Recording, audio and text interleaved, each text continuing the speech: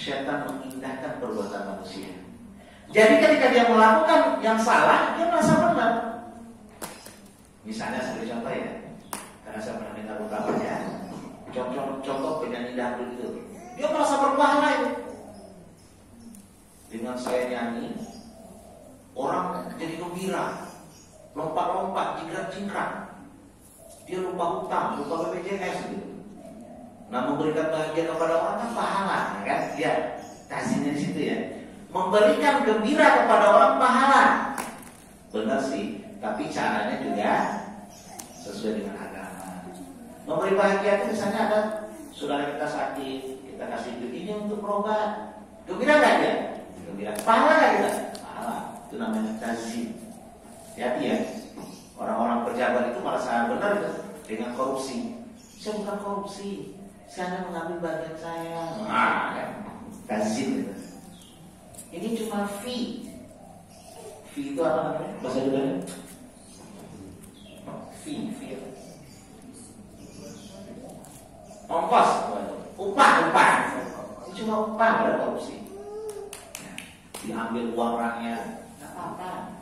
Saya kan wakil rakyat. Kalau dia merasa bagus jadi wakil rakyat, saya kan wakil rakyat. Jadi kalau rakyat nggak bisa beli mobil mewah, kami wakili. Rakyat nggak bisa ke luar negeri, kami wakili. Kami kan wakil. Rakyat nggak bisa hidup mewah-mewah, kami wakilin. Tapi rakyat susah, kami nggak mau wakilin. Itu nasib kalian lah. Ya. Makanya ada kemarin WA beredar itu, bedanya maling sama korupsi. Kalau maling itu hanya mengambil barang-barang kita. Tapi kalau maling korupsi, dia mengambil masa depan kita, mengambil masa depan anak-anak kita. Itu bedanya maling politik dengan maling biasa. Apalagi bedanya? Kalau maling biasa, dia yang milih kita sebagai korban. Kalau maling politik, kita yang milih dia. Kita berikan suara ke dia, terus dia korupsi. Berarti kita yang milih kan? Makanya saya tak pernah ikut pemilu. Ikut ke dalam sih, tapi saya coba saja yang lain, cerai. Biar suaranya hapus. So nanti kalau saya pilih korupsi, saya tahu jauh nanti rumah.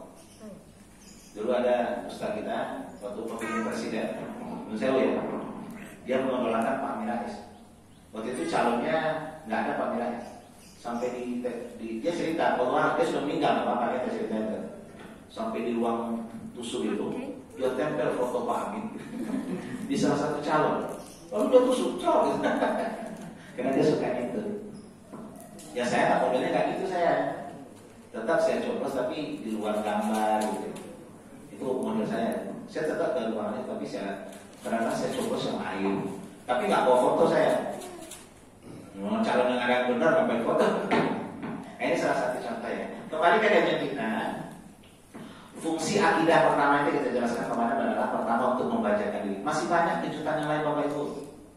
Ini Omicron katanya terakhir untuk kasus COVID ya.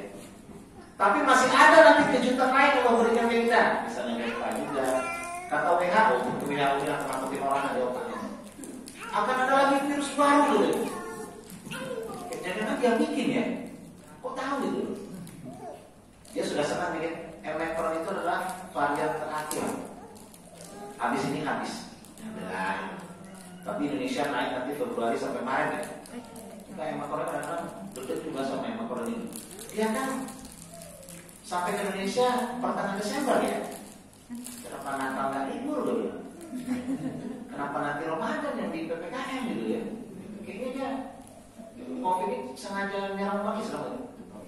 Oh, kayaknya dia benar loh. Umat Islam aja deh. Idul Fitri kita dibatas-batasin. Orang Natal bisa bebas saja gitu. Seharusnya kan Natal mana dikunci karena ditemukan awal pertengahan Desember itu. Kenapa nanti Maret dianggap naik? Saya sudah tahu di kotaknya itu. Maret, April kita puasa kayak. Puasa Idul Fitri. Nanti Idul Fitri turun lagi tuh. Sampai di Idul Adha naik lagi dia. Kita sengaja kalau wali Sumatera Raya itu naik tuh. Ini COVID apa Inggris tuh udah. Sengaja ya kalau wali Sumatera naik. Idul Fitri naik. Nanti turun. Idul Adha naik lagi dia. Turun lagi. Pas haji naik lagi dia. Pas Natal turun lagi dia. Dia jadi tipis sebelum mengenai COVID. Biarin aja suka-suka dia lah. Makanya kita pinter santai aja. Makanya sholat itu sudah rapat lagi ya. Masih banyak loh masjid yang belum rapat. Karena debat sama takmin itu. Sampai-sampai ada teman saya itu takminnya ngomong kasar kepada itu. Apa kata takminnya? Ya kalau bapak nggak suka cari mesin lainnya gitu. Kasar saya teman saya itu sampai dia disuruh keluar dari masjid itu. Hanya suruh rapat-rapat itu. Ya dulu boleh kan keluar ya, karena COVID dulu kita soundnya jarang-jarang ya. Tapi sekarang kan sudah ibu-ibu udah rapat-rapat yang keren tuh. Ada yang mau pakai masker sama mau buat keren. Ya, tapi tetap jaga protokol kesehatan ya. Pakai lama. Saya di luar juga nggak pakai juga sih. Kadang-kadang kalau masuk gedung saya pakai. Tapi dalam saya buka lagi. Pernah ketangkap polisi itu di Polda itu lagi razia masker, saya nggak tahu orang nggak pernah pakai masker. Takut sama polisi. Kok nggak pakai masker pak? Hidung saya kecil pak, sesak tuh. Padahal hidung saya mancung, saya di hidung dia. Ya akhirnya dikasih masker sama polisi. Pak pakai, ya ada. Sampai dijaga saya buka lagi. Oke, fungsi akidah memanjakan diri. Yang kedua, apa fungsi akidah? Mengajarkan kita yang memperlakukan yang gaib. Penting ya. Yang gaib semuanya kita serahkan kepada Al-Quran. Saya berikan contoh. 2 Ramadan yang lalu, saya kedatangan kamu jam 10 pagi. Oh, saya kan habis ibadah jam 10 pagi ya Ramadan. Maksudnya tidur. Tidur itu ibadah bulan Ramadan. Saya baru selesai ibadah dia datang. Ketua takmir masjid di Nandan, Bapak Tonandan ya. Yang ini loh, perempat kami grup menjadi itu. Nandan ya. Pak Ustaz, maaf mengganggu pagi-pagi. Nggak apa-apa, kalau saya biasa itu. Kalau lagi ibadah nggak, ibadah tidur. Ada apa saya bilang? Mau konsultasi Pak Ustaz, mau? Ini Pak Ustaz, orang kampung kami ingin memindahkan atau memisahkan makam muslim dan non-muslim. Terus saya tanya, punya tanah nggak? Saya bilang, punya Pak Ustaz. Ya udah pisahin aja saya bilang. Apa masalahnya? Enggak, saya mau nanya aja. Menurut orang kampung kami Ustaz, kalau kita muslim taat kepada Allah, meninggal, dimakamkan di sini. Lalu di sampingnya orang Hindu, orang Kristen. Nah kita kan tidurnya nggak tenang karena dia diazab ya. Katanya begitu. Misalnya bencong diazab, bersih lu buat tidur ya. Benar nggak itu Ustaz? Nah ini contohnya, contoh pertanyaan gaib. Saya jawab, Pak, saat itu gaib saya nggak tahu sebenarnya. Untuk menjawab itu kita gunakan Al-Quran. Benar nggak Al-Quran cerita? Bagaimana menjelaskan yang gaib? Itulah fungsi Al-Quran itu bukan Allah. Lalu saya mesti menjelaskan. Coba Bapak buka surat Al-A'raf. Surat Al-A'raf ayat 50. Di sana Allah berfirman, wa bainahuma hijabun. Ayat itu turun gara-gara Yahudi bertanya kepada Rasulullah, "Ya Muhammad," kata Yahudi. Saya baca dalam Al-Quran, dia baca Quran kepada Yahudi. "Bersegeralah kalian kepada ampunan wa sabilan maghfiratin wa jannah." Bersegeralah kalian ke surga yang luasnya seluas langit dan bumi, kata Allah dalam Al-Quran. Benar itu firman. Apa kata Yahudi? "Ya Muhammad, kalau surga seluas langit dan bumi, neraka di mana gitu?" Oh, pintar juga orang Yahudi sebenarnya. Saya kalau dengar nggak bisa jawab ya. Untuk Rasulullah yang ditanya bisa jawab. Kalau surga seluas langit dan bumi, neraka di mana? Rasulullah bertanya itu. Lalu Rasulullah banyak bertanya kepada Yahudi. Wahai Yahudi, kalau siang kemana? Kalau siang malam kemana? Kalau malam siang kemana? Diam Yahudi itu, bingung nggak bisa jawab. Apa maksud Rasulullah? Surga neraka itu dekat, nggak jauh-jauh. Bahkan penduduk surga bisa ngobrol dengan penduduk neraka. Baca surah Al-A'raf ayat 50. Al-A'raf itu artinya nanti tempat yang tinggi Bu ya. Jadi nanti di surga itu ada panggung tinggi. Dari panggung situlah penduduk surga bisa melihat penduduk neraka, benar ya? Bahkan ya'rifuna bisimahum, ada mereka kenal.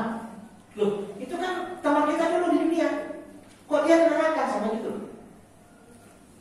Kalau itu aja masih mending. Itu kan ustaz kita dulu gitu. Soalnya ustaz udah masuk neraka juga gitu. Karena bisnis sama gimana gitu. Gak ikhlas. Loh, itu kan ustaz kita dulu. Mereka panggil, Ustaz, yo, Ustaz di neraka. Alhamdulillah buat saya. Ustaz kok bisa masuk neraka? Kan Ustaz mengajarkan kami kebaikan. Malah kami cuma aja masuk surga gitu. Ustaznya masuk neraka. Ustaz, yo, lagi dikebukin mereka, yo, gitu. Iya, kata Ustaznya, saya nggak ngamalin, saya ngomong doang. Nah itu namanya al-ma'ruf. Nah dalam satu ayatnya surah 50 Bismillahirrahmanirrahim, wa nada ashabun nari ashabul jannah an afidu alaihi minal ma' aw mimma razaqakumullah. Apa kata penduduk neraka? Wahai penduduk surga, berilah kami minuman. Kalian enak, kami minumannya apa? Hamimau wa wassaqo. Mau ya, hamim itu nanah yang dipanasin. Begitu diminum, langsung putus seluruh urat-urat sini. Ini minuman orang neraka gitu. Jadi mereka haus mereka, minta minum kepada penduduk surga. Surga masih minum dong, minum kami nggak enak. Kalian enak sih minum teh pucuk. Minum apa? Dan makanan. Makanan kami zakum. Zakum itu buah berduri. Dimakan itu berupa semuanya, tapi tetap mereka makan. Kalian enak makannya, ada rendang padang, soto kudus itu. Bagi dong. Apa jawab penduduk surga? Qalu, kami ingin memberikan kepada kalian. Walakin innallaha harramahu 'alal kafirin. Allah mengharamkan untuk kalian. Kami ingin ngasih, kita kan saudara dari tetangga di Gandor. Tapi karena kalian kafir, Allah mengharamkan kalian makan ini. Nah, ngobrol penduduk surga, penduduk neraka. Jawab dekat, dekat ya. Tapi karena dekat, wa bainahuma hijabun, tetap surah Al-Fatihah 48. Ada hijab Allah ciptakan antara neraka surga. Jadi orang surga tidak panas dengan neraka, orang neraka tidak panas dengan surga. Itulah jawaban saya Pak. Saya bilang sama ketua kami itu. Dunia sama akhirat itu sudah beda. Kalau kita tetangga berisik, kita nggak bisa tidur. Tapi kalau di akhirat sudah beda hukumnya. Walaupun di sini bencong diazab, kelilingnya bencong pun. Diazab gitu. Kita santai nggak dengar gitu. Jadi kalau mau dipisah silakan. Kalaupun nggak dipisah, hukum akhirat nggak apa-apa. Udah beda Pak, nggak kayak dunia lagi. Coba kalau kita bukakan hukum dunia. Firaun protes itu. Apa kata Firaun? Saya diazab Allah sudah 4000 tahun dalam kubur. Ada orang meninggal nanti seminggu jelang kiamat. Kan cuma seminggu doang dia diazab kan? Enak dia dong kata Firaun. Padahal di akhir lagi nggak ada lagi segmentasi waktu. Orang terasa sama, nggak ada lagi pakai jarak, nggak ada pakai waktu, pakai jarak. Beda, hukum akhirat itu beda dengan dunia. Jadi jangan dikira tidak gunakan logika dunia akhiratnya beda sekali. Nggak apa selama-lamanya gimana Pak gitu loh. Makanya banyak orang yang menggunakan logika tidak setuju dengan kekalnya neraka dan surga. Salah satunya aliran Mu'tazilah dan Quraisy Shihab yang mendukung paham ini. Surga neraka itu nggak kekal. Nanti setelah semua masuk surga, semua orang masuk neraka, Allah hilangkan semuanya. Kullu man 'alaiha fan, mereka berdalil dia akan ada lagi di akhirat. Cuma Allah yang ada di sana. Sebab kata Mu'tazilah, kalau surga neraka kekal, berarti ada yang kekal selain Allah. Hijab sama syariah beda. Kekal surga neraka itu bukan kekal sistematis, tapi dikekalkan Allah. Kita mudah terus. Apakah bosan Pak? Beda dengan akhirat nggak akan lagi perasaan bosan itu nggak ada. Cemburu nanti nggak ada. Sakit hati nggak ada.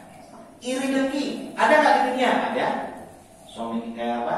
Tetangga kita beli kulkas baru gitu. Kita biasanya meriang, kulkasnya masih lama gitu. Dia beli mobil, kita langsung masuk angin, kerohan. Padahal yang langsung dia, apa kita pusing gitu. Ya itulah dunia.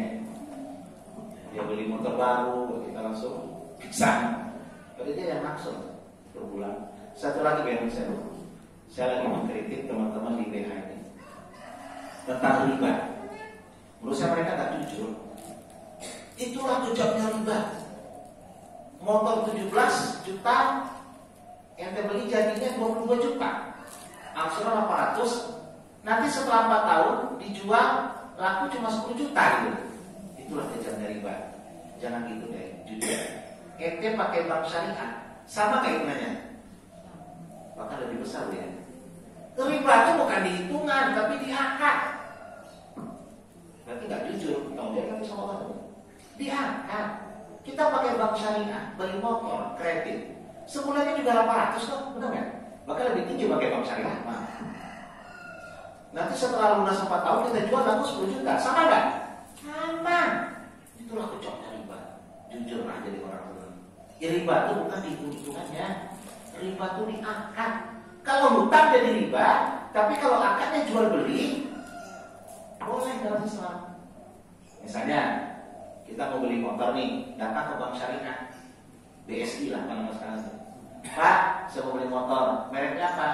Vario, Vario, Honda. Ini nggak promosi, jadi mau contoh doang.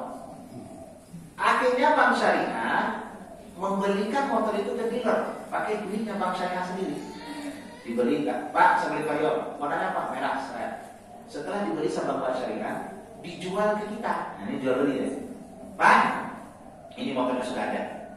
Bapak mau beli cash apa kredit? Ya kredit dong, kalau cash ngapain saya kesini gitu. Mau kredit berapa tahun Pak? 4 tahun. Wah, kalau 4 tahun kami ngambil keuntungan 5 juta. Jadi harga 17 tambah 5 menjadi 22 ya. Ya benar ya? 21 juta misalnya. Itu bisa ditawar itu. Bisa. Kami ngambil keuntungan 5 juta. Jangan 5 juta dong Pak. Berapa? 6 juta aja. Payah lo ente. Nawar 10 gitu. Tapi karena bank syariah nggak pakai tawar itu. Pokoknya langsung aja. Harga tumpah juta.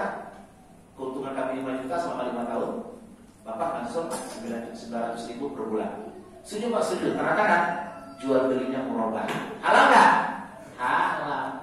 Tapi kalau ke bank konvensional, kita dikasih duit, kita beli motor sendiri, kita langsungnya ke bank ya, dan itu hutang.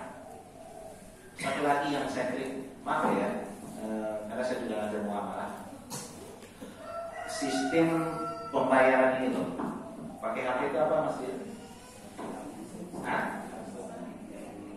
Sebelum QR, yang ada Vivo apa? OVO. Set dia pakai ini ya, set dia. Dia sebagian teman-teman kita, saya nggak usah menyebut grupnya lah. Dia mengatakan itu hutang. Kalau saya beda, itu wadiah. Wadiah itu artinya titipan.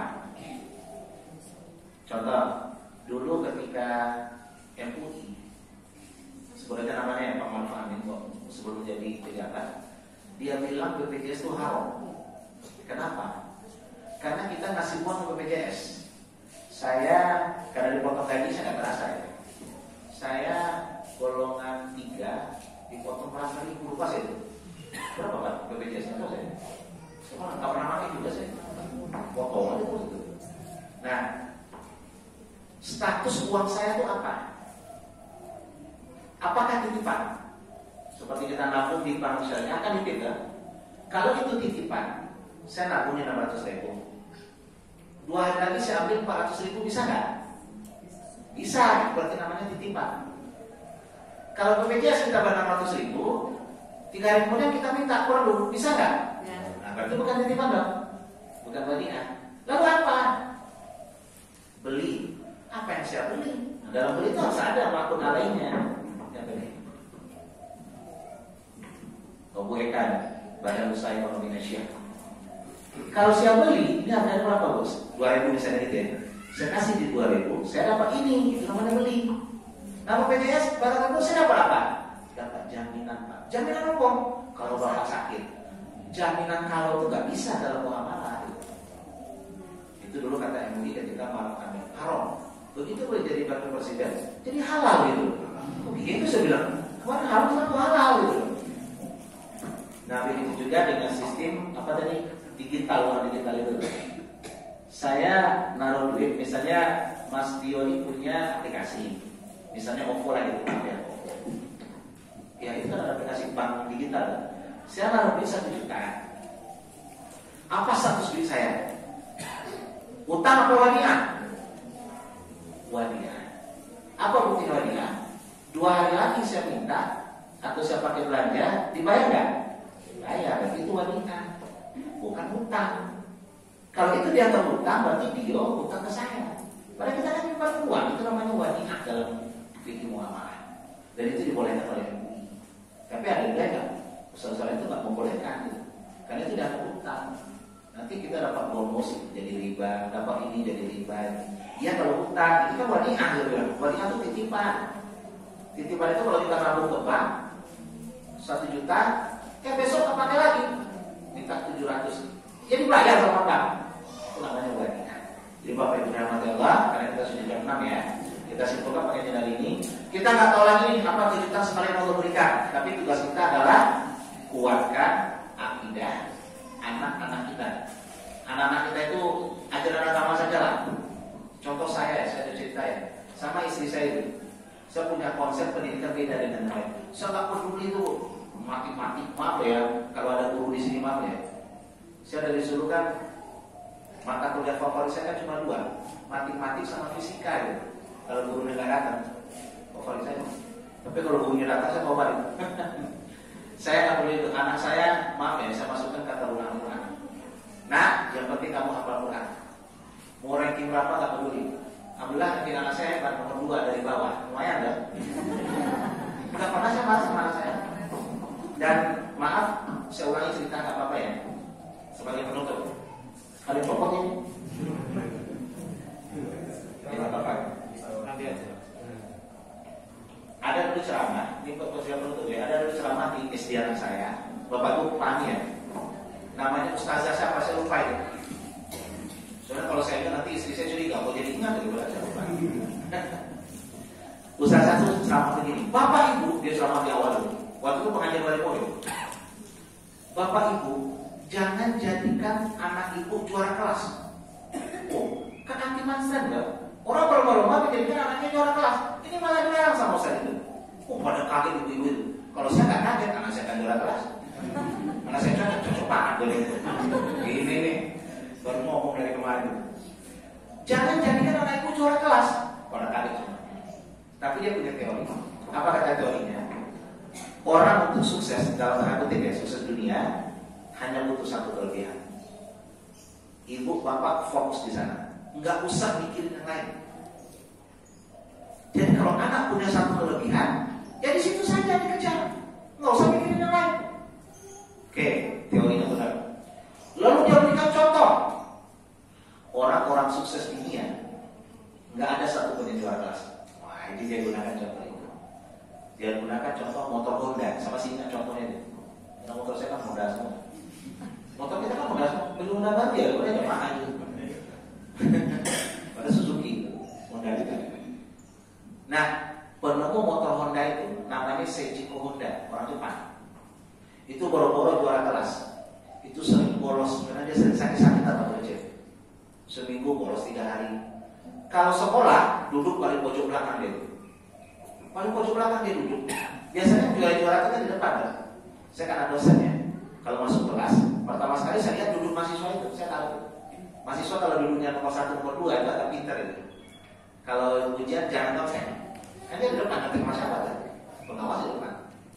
Kalau mahasiswa duduk di tengah, itu kadang nyontek kadang enggak. Kalau duduk di belakang, nggak usah dibahas. Dari duduk aja sudah tahu proses duduk.